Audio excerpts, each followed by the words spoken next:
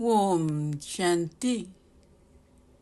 14/6/2024 காலை முரளி. ஓம் சாந்தி. பாப் தாதா, மதுவனம். சாராம்சம்: இனிய குழந்தைகளே, எங்கள் பாபாவே தந்தையாகவும் ஆசிரியராகவும் சத்குருவாகவும் இருக்கின்றார் என்பதை சதா நினைவு செய்யுங்கள். இதை நினைவு செய்வது மன்மனாபவமாக இருப்பதாகும். கேள்வி: உங்கள் கண்களில் மாயையின் தூசு படியும் பொழுது நீங்கள் செய்யும் முதல் தவறு என்ன?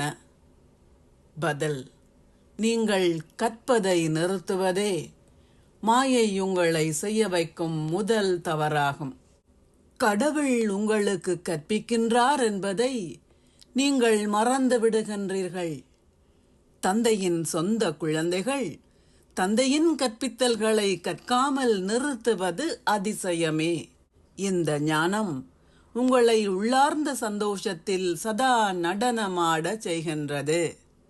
எவ்வாறாயினும் மாயையின் ஆதிக்கமும் குறைவானதல்ல.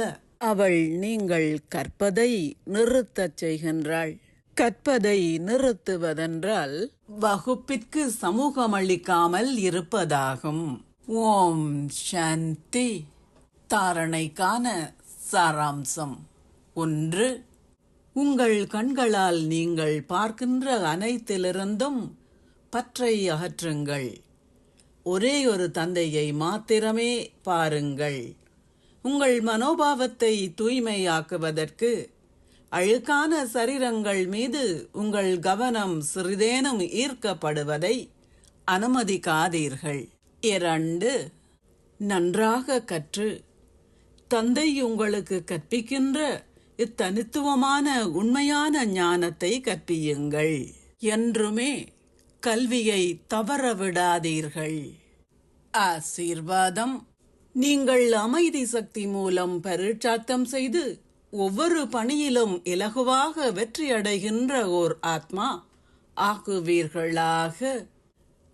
இப்பொழுது மாறுகின்ற காலங்களுக்கேற்ப அமைதி சக்தி என்னும் வழியை பயன்படுத்துவதனால் பரீட்சாத்தம் செய்து பார்க்கின்ற ஓர் ஆத்மாவாக ஆக வேண்டும்.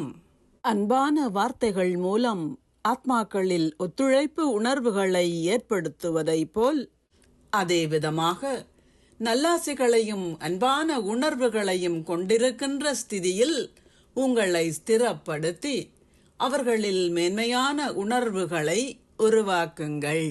ஒரு தீபம் இன்னுமொரு தீபத்தை ஏற்றுவதை போல் உங்கள் சக்தி வாய்ந்த நல்லாசிகள் பிறரில் அதி மேன்மையான உணர்வுகளை உருவாக்கும். இந்த சக்தி மூலம் உங்கள் பௌதீக பணிகளில் உங்களால் மிகவும் இலகுவாக வெற்றியடைய முடியும். இதனை பரீட்சாத்தம் செய்து பாருங்கள். ஸ்லோகம்: அனைவராலும் நேசிக்கப்படுவதற்கு மலர்ந்திருக்கின்ற ஒரு ரோஜா ஆகுங்கள். வாடி போகாதீர்கள்.